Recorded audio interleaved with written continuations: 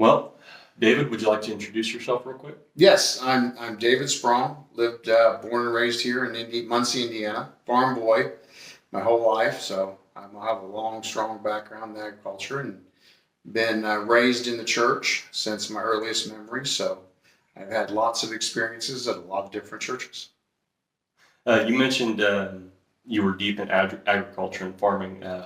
How and when did you start farming? I started full-time physically helping my father, which would be the equivalent of a full-time job when I was 13. It was the summer after my seventh grade year is when I started working full-time for him. That's when it started. Now, before then, yes, I had chores, but it wasn't full-time. And the situation was, it was a requirement for the season for the flood that was going on at that time to get the work done. What year was that? Oh, yeah, you're I'm gonna make you date yourself. Yeah, 1981. Yes, and so started working for him full time in 1981. And there's only going to be a few guys past retirement age that will remember if they come from farming 1981, because I mean it was raining nonstop and nothing got planted until the first part of July. Yeah, it was. I'm not even a farmer. I know that's late. Yeah, that was flooding, and this was all pre the herbicides we have now. And so it required lots of plowing and disking to keep the weeds at bay. And there just wasn't enough people to work the hours required to cover the acres my father was farming at that time. At that time, he was considered large for the acres, for the size of the equipment and the way you had to farm. He was considered large. And so I started working for him when I was 13. At 17 years of age, the season between my junior and senior year was the first crop that I planted with money that I borrowed from Merchants Bank and planted in my name. That was so basically 17 years old is how I would define it that I started farming.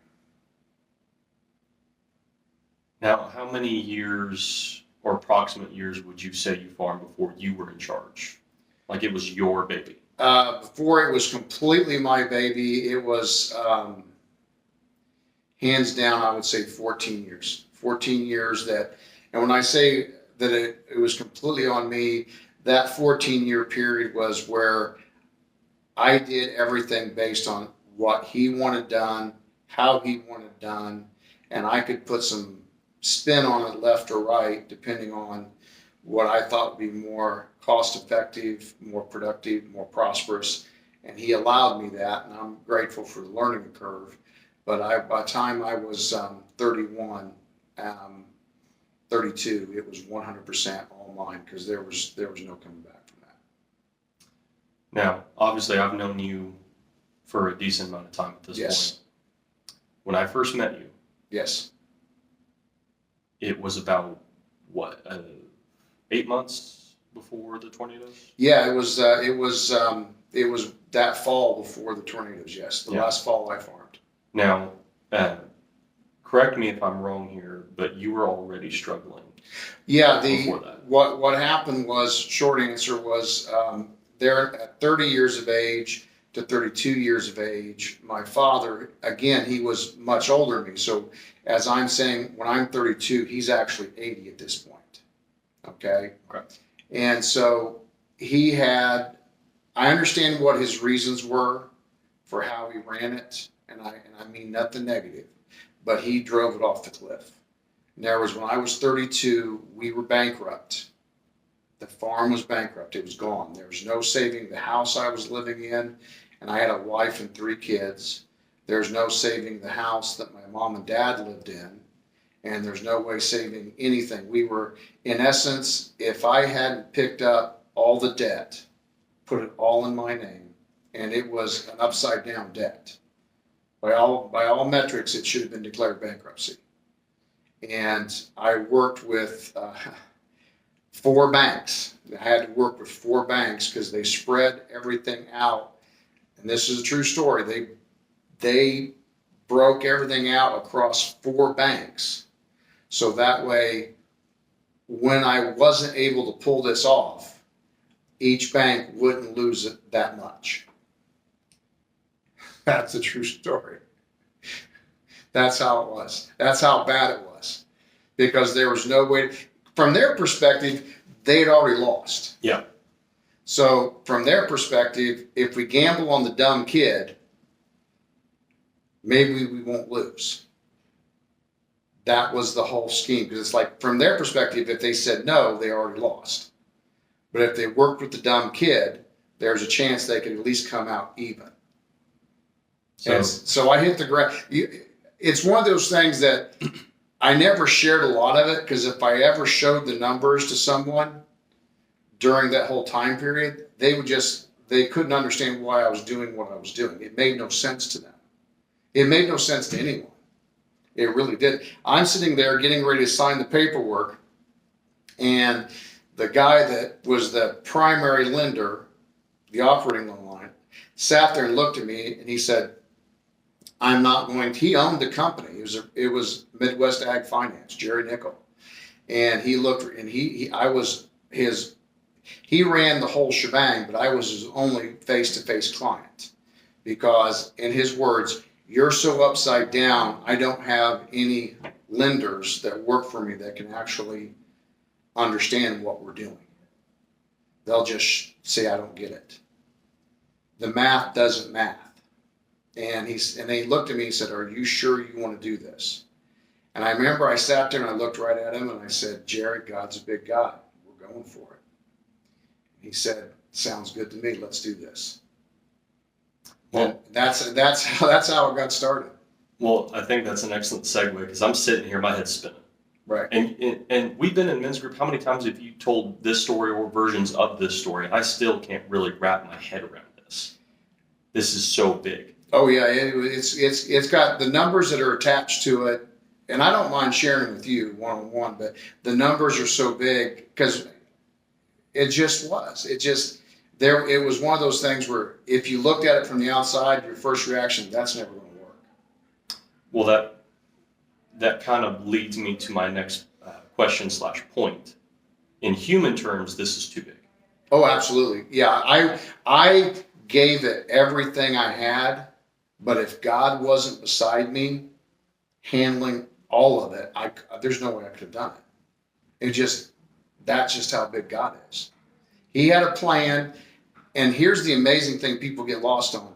They get lost on, well, do you feel like you succeeded? I feel like I obeyed God. Because was the plan, when God saw me being submissive to him, wanting to obey him, to be his servant, did he carry me from where I was to where I am now with the plans? Was it all based on just me, or was it based on a plan for my son? Was it based on a plan for my grandson? Was it based on my plan for my great-grandson? I can't answer that. But you understand, he had a plan, and he moved me to where he wanted me, and that's what he did. So even looking back, mm-hmm. from hindsight, you can't really definitively say this is exactly what happened and why. I can say what happened clear up until I took it over and just said, I can't do this without you, God, please help. And from that moment, clear till now, I don't even know how I got as far as I did. I really don't. I cannot put it on paper and explain to you. I cannot make 2 + 2 = 4 in any of the conversation. Here's how big God is. Finance-wise, it was near impossible this past year because of what had happened, because of the previous 4 years of commodity prices, interest rates, fuel prices, inflation. Nothing was working in anyone's favor. And I had so much debt, even though I paid so much off, I still had so much debt. It's kind of like trying to run uphill with an 80-pound rucksack versus a 5-pound rucksack. And I was going upstairs, running up the hill with an 80-plus pound rucksack. Now I've gotten it down to where I was only carrying 65 pounds, but it's still a 65-pound rucksack. That's how I explain it to someone without getting into the numbers. And I was thinking I was making headway, and I was praying every step of the way for new loans and new situations and putting everything together, and saw the bank. My wife and I went to the bank, saw them. It was a 1:00 meeting. She went back to the hospital, back to work. I went back to the farm, back to work. Got in that night, had supper. They were talking about some storms. They really So weren't. this is now This the is tornadoes. This is April. This is the tornado, and we're all the way up here, and we're doing this. And you understand, there was storms, but it wasn't quite tornado. And the tornadoes hit. There's two of them that touched down in Delaware County, Indiana, and the only two places they touched down were the two farms that I own, where all my equipment was stored. I mean, one of the guys from the Tuesday night group, Denny, you know who I'm referring to. Yeah. Massive prayer warrior. I respect this man. He was kind of talking to me on the phone, and it was the day after. And I mean, I was agitated, shall we say, in this conversation, because I mean, I knew how bad this was. It was mortifying. Yeah. And he's like, "Well, can you do this? Can you?" I said, "Denny, before you ask me any questions, can you just drive out here and look at it?" And he said, "Okay." About 3 hours later, he sent me a text, and he said, "I have no idea how bad this was. I'm sitting in this drive and I'm crying. I don't know what to say other than I'm just going to pray that God's got this." And I said, "Denny, I know God's got this, but I'm devastated." And we then had to sell ground, because if you're not in business, you can't pay your mortgages, you can't pay for your equipment. The equipment's all damaged. So the tornado pretty much made you unable to farm. For that year. Okay. Just for that year. And so we went through the sale, and the sale was probably one of the most terrifying, humbling, mortifying experience I could ever explain. Because if you're a farmer, you're not selling an asset. You're not selling a business. You're selling a piece of your life. I mean, farmers don't think like other folk. Mm. And that's the reason why God touched them to farm. To me, it's not a put down. It's because if you haven't been tapped that way, it'll be hard for you to do, because you just can't explain it any other way. You just love it so much. And the sale we called up Schrader's, because they were the biggest farm auctioneer in the United States. So they would pull people from all over the United States. And in that sale, I'm going to make sure I get the number right so I can say it correctly. My sale was 130% higher than any sale they had in that year per acre. God's a big God.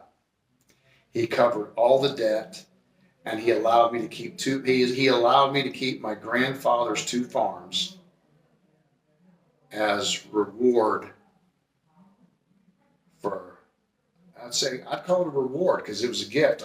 I killed myself, but it was a reward from God, is how I look at it, for doing what I try to do, to taking care of my mother and father, taking care of the ground that he gave me stewardship over. What's even funnier, this is how incredible God is in weaving all of our stories and all of our interactions together. Only one human being that I know. And yes, here in men's group, you guys were supportive. You didn't quite all understand what was going on, but you were supportive of me. You're like, "Dave, we'll pray for you. We hope it works out the way you want. We'll pray for you." Even my friends that are pastors, "Dave, we love you. We'll pray for you." Only one human being called me up and said, "You have spent a lifetime being a good steward. You have spent a lifetime taking care of your parents. You spent a lifetime picking up a problem, a debt that was not yours or created by you, and taking care of it to take care of your parents so they wouldn't be homeless. God sees you. God will take care of you. Only one human being called me up and told me that. Who's that? My ex-mother-in-law. No. That is a great story in of itself. How awesome is that? That's a whole other story. Oh my Lord, yes. That is, tell me that's not the biggest. Goodness. Yes, that was the only person that did that. And she attends church here, and she's a godly woman. Don't get me wrong, if anyone gets to refer to her as heinous, it's me. And I'm not going to do that because she's a godly woman. I have big respect for her. Still, she can still make me mad, but I still love her and I respect her as a godly woman. I do. But she's the only human being that called me up and told me that. So would you say God used these tornadoes as a bit of a heavy-handed wake-up call for you? Like, hey, how about you stop here? And he probably knew you wouldn't stop. Oh, I wouldn't go stop for anything. Unless he put a roadblock in your way. I would say he flat out just smacked the living daylights out of me. And he gave me the most incredible gift I never even saw coming. I realized that I'll be 58 this month. And what I realized, he's given me more time at the end than I ever would have gave myself, and time I never had at the beginning. Time I never took for myself. And I never would have had that time.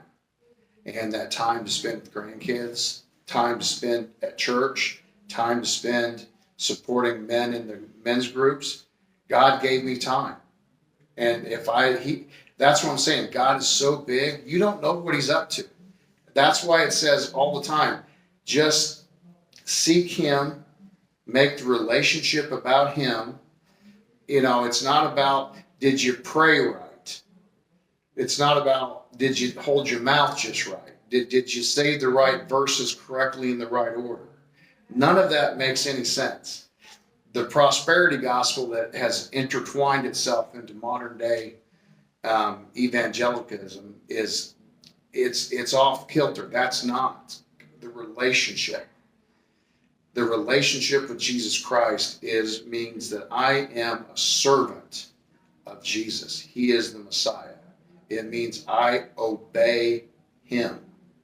And the way I can say it, and the way we all say it, is we are followers. That doesn't mean we skip along behind.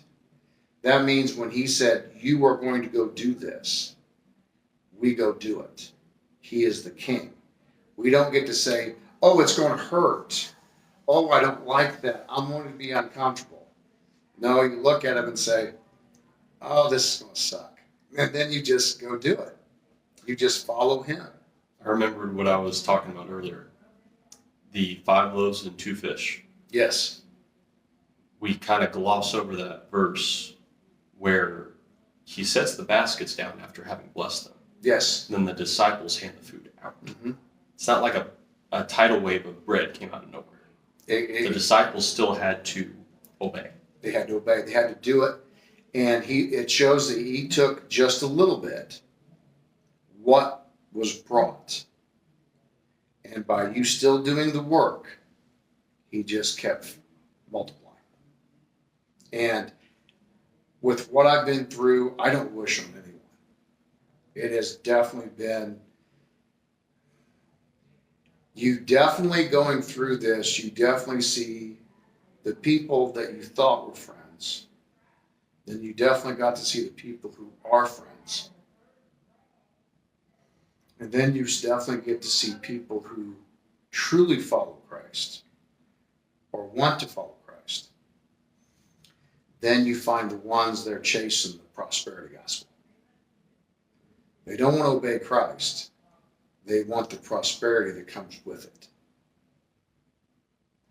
And I never saw that before. You understand what I'm saying? In other words, I'm going to go to the right church, hang around the right people, and then if I behave just right, then I'll get all the blessings. You cannot earn anything in true following of Jesus Christ. You are only saved by faith, by grace. You're only saved by grace alone. That's it. I am not standing where I am because I deserved it. Ken, I didn't deserve every blessing God's given me. I didn't deserve them. I worked my tail off. I sacrificed large parts of my life to accomplish this. And I have no regrets. Don't assume I'm playing the victim. That is not where my headspace is. But I only got to where I am because God was there. If he wasn't there, I don't think I'd lasted 3 or 4 years trying to make it work on my own. So what, if you don't mind, walk me through real quick. Get in here and sit down. I just ruined some stuff. Didn't No, I? You were didn't. totally fine. We were talking about inappropriate humor and friends, and your name popped up. As always, I'll stay on frame. Is this your big moment? I think so. Don't I feel pretty? I So asked and he excited. said yes. Yeah. Hey, you get your ears I on. You don't know look if I good. mentioned, I actually shared your story with the 6th grade boys this last Sunday. Okay. That was part of what I was texting you about, because we were talking about Job chapter 1. Mm-hmm. And like I always, that's always my prayer, like just the words to say. And I felt led, but I'm like, "Ugh, I don't really want to just say without your permission." So you helped me out a lot that Absolutely. specific. If anything, my story can help anyone share it. I'm all about it. I love it. And your peak, when you were peak farming, Yes. you had how many acres? Peak farming, grain farming was with the owned ground, the cash rented ground, the custom ground, and everything that I was doing and all the custom work I was doing was just a click under 6,000 acres. And how much of that did you have to liquidate to get? Well, where you wanted to see, farming is that I had 750 acres. That was what I was trying to own. Everything else was cash rented. Okay. And there was about 600, 700 acres that was custom farmed on top of that. So that was where but if you add all three together, that's where you're at like 59 something or other. And, but when we liquidated, we had to liquidate 545 acres, I think it came out to be. So just give me a breakdown of where you're at now and how God is now bringing you out of this. We are finishing up getting the, everyone got paid. I've got just a couple individuals that are left that are trying to get a lot of usury that was above and beyond what I actually owed them. And so, I mean, I get it, but I don't remember signing anything that said I owe you 49% interest, but okay, we'll run with that. And, but we're down to where we will have them paid. I have the money to pay them. I have enough money to pay half of my, the taxes that I owe the government. Because the funny thing is, here's the cool part. The way the U.S. government is designed, if you go out of business and you don't declare bankruptcy because you don't want to mess over anybody else, you understand, you want to make sure everybody gets paid, then you have to pay 100% of your taxes. But if you declare bankruptcy and mess over everybody, then you only have to pay a small percentage of taxes. Yes, it's one of those weird loopholes. I don't understand it either, but doing the right thing was extra nasty. So we are selling one barn lot to my son who's going to buy the barn lot. When I say barn lot, it's I think it's 6.5 acres, house, barn, grain bins, building site for future shop, that kind of thing. And he's buying that, which will have everything covered, everybody paid, and everything taken care of. And we'll have a little bit of positivity, but it's not like we're going to walk away with, 5+ figures. It's, we're going to walk away with enough to buy a nice used Honda. And I'm okay with Hey, that. don't knock a nice I used like, home. hey, used Hondas, I could say, I like drifting as much as the next guy. I just can't handle the spoilers. But it just, but God's a big God. I mean, he answered every prayer. He's got me to where I'm going to be out of debt. He's got You have a me. job. I have a job. I got hired. I looked for a career operating heavy equipment that involved where I could go play with big, stupid pieces of equipment, which is, Because you're a boy at heart. I'm a little boy at heart, and I'll be able to do that. But it's also a job that allows me enough time off to be able to go help my son, which is another prayer that he's starting to farm. Because I had an opportunity to either start up again myself and or assist him starting up. Just on a smaller scale. About 35% of what I was at my biggest is what I would say. So what I'm hearing is your biggest praise note coming out of all this is time. Yes. That's big. Yeah, because everything else in my life, anyone that had known me through that time period knew that if you got a few hours out of me on a Sunday afternoon, that was huge. I was never the guy that was available on a Friday, a Saturday, or a Sunday, or a Monday. I was, hey Dave, how are you? Where are you? I'm in a combine. I'm in a planter. I'm in a sprayer. I'm always working, because that was the only way to try to chase that demon of debt. Well, I, for one, am very happy to have met you. Oh, hey, you give the best hugs of anybody in men's group, and Ooh, don't tell Josh that. yeah, I think that would hurt Josh's feelings, Yeah. so we won't share that with Yeah. Josh. Well, I appreciate your time. No I problem. appreciate you sharing your story. Yes. All glory to God. Amen. God's a big God.